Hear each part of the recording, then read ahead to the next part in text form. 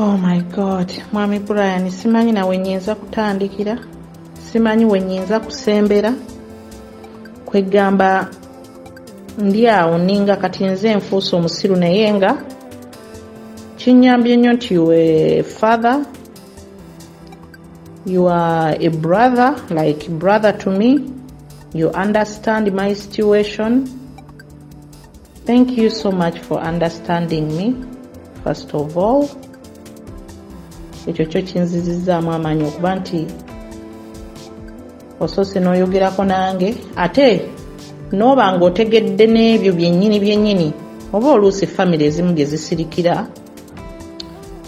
Nze mu bulamu bwange sibeerangako awo nti nzadde abaana bange njagala nkole ki, njagala baboneebone oba njagala ndeka omwana wange kitambule nga kityo. Oyo omwana ebyo byonna byayogera Mwami Brian, omwana oyo yadduka ku ssomero gye nali muweererera, imagine. N'agenda ne tumunoonya nga nkaaba maziga ne tumufuna, n'agamba nti nze kyanzija waka Mwami Kiwanuka yagamba mbundi lubuto. Ne mugamba nti nedda, n'omusajja bambi n'ayogera nedda, Letisha wankwata bubi, nze saayogedde nti oli lubuto, n'ayogera ne ŋŋamba nti Joyce ekitambuza omwana waffe ono ekiro oba n'akomawo ng'ate akomawo kiro omwana omuwala wadde alifuna olubuto tugenda kukyejjako tutya ng'ate akyali muto. Okitegeera kyekigambo omwami oyo bambi kyeyayogera. Omwana oyo n'akifuula ensonga n'akwata ekkubo n'adduka n'atambula bibye. Ne ŋŋamba nti oke bw'aba adduse nnina okumunoonya mmanye ekiki ekimunyiizizza oba twakola ki, twakola ensobi. Ne Mwami Brian amazima amatuufu gali nti nze mbadde njogera n'abaana era nga n'obudde mbulina obubadde bwogera n'abaana nga ŋŋenda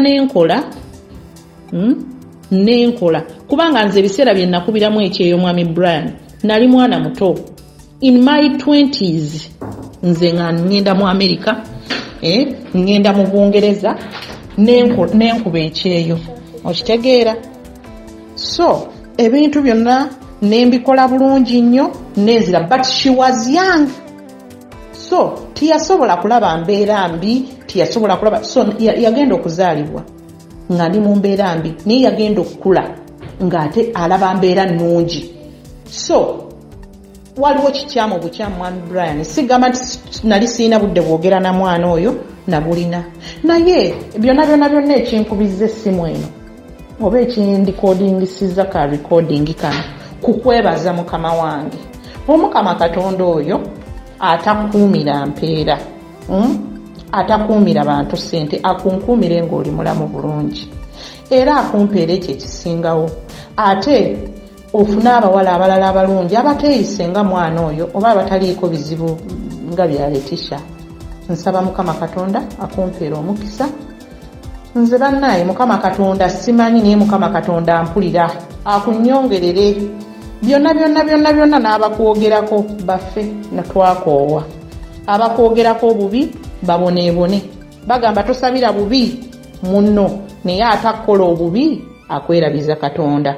Buli muntu yenna akwogerako obubi nze Mukama wange toliddayo kumpulira nti oba ki, toliddayo kukola ki, wabula nkwebaza era Mukama Katonda akunkuumire. Taata baayi munnange byebyensi eno tuzaala mibiri naye Allah akunkuumire.